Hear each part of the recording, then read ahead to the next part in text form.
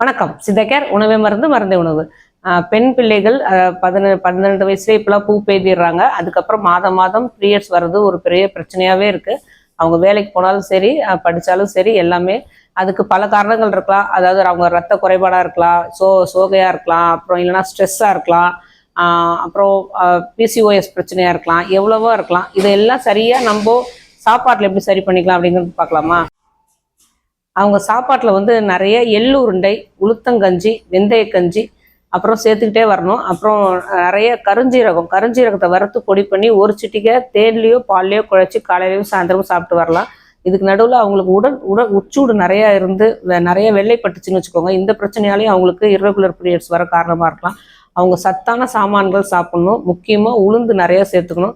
இப்போ உளுந்த தனியாக அவங்களால சாப்பிட முடியல, உளுத்தங்கஞ்செல்லாம் பிடிக்கல, எங்கள் இதிலலாம் உளுந்தலெல்லாம் வறுத்துட்டு மாவை அரைச்சிட்டு வந்து அதில் நெய் போட்டு கிண்டுவாங்க, கருப்பட்டி போடுவாங்க. இதெல்லாம் சாப்பிட முடியல அப்படின்னா பொதுவாக காலையிலையும் நைட்டும் நல்ல இட்லி தோசை சாப்பிட்லாம்.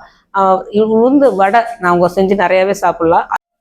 முடிஞ்சதுன்னா அவங்க காசினி கீரை அப்படிங்கிற ஒரு கீரை இருக்கு, அந்த கீரையை தொடர்ந்து எடுத்துக்கிட்டு வந்தாங்கன்னு வச்சுக்கோங்களேன், நல்ல ரத்தம் ஊறும், ஹீமோகுளோபின் பிரச்சனை அவங்களுக்கு சரியா வந்துடும். அதே மாதிரி அத்திப்பழம் அவங்க நிறைய சாப்பிடலாம்.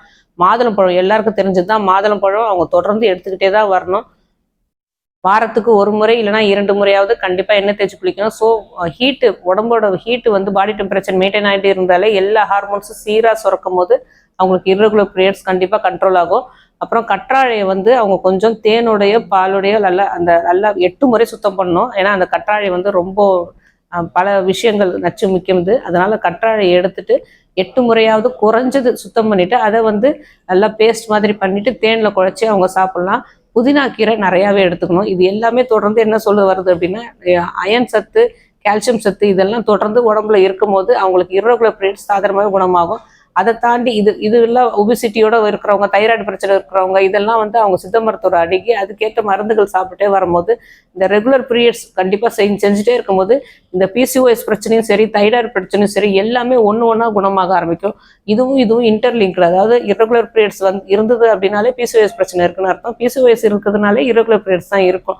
அதனால எல்லாத்தையுமே ஒரே இதில் சரி பண்ணணும் அப்படின்னா சித்த மருத்துவரை அணுகி அந்த லைஃப் ஸ்டைலை மாற்றிக்கிட்டு சாப்பாடு வந்து சத்தான சாப்பாடு, இது மாதிரி சொன்ன சாப்பாடுகள் ஒன்று சாப்பிட்டுட்டே வந்தாங்க அப்படின்னா இந்த தொடர்ந்து இர்ரெகுலர் பீரியட்ஸ் வர்றது வந்து நின்றுட்டு ரெகுலராக பீரியட்ஸ் ஒரு சிலருக்கு 28 நாள், 30 நாள், 35 நாள், எது அவங்களுக்கு மாதம் வருமோ, முதல்ல ஆரம்பத்தில் எப்படி வந்ததோ அதுதான் அவங்களுக்கு ரெகுலர் பீரியட்ஸாக இருக்க முடியும். அது மாதிரி மாதம் எத்தனை நாளுக்கு ஒரு தடவை வருது அப்படின்னு கணக்கு பார்த்துட்டு 2 நாள் 3 நாள் தள்ளி போனாலும் முன்னாடி வந்தாலும் சரி, அதனால் கண்டிப்பாக மாதம் வர மாதிரி பார்த்துக்கிட்டே வந்தாங்க அப்படின்னா அவங்களுக்கு எந்த பிரச்சனையுமே அவங்களுக்கு அணுகாது.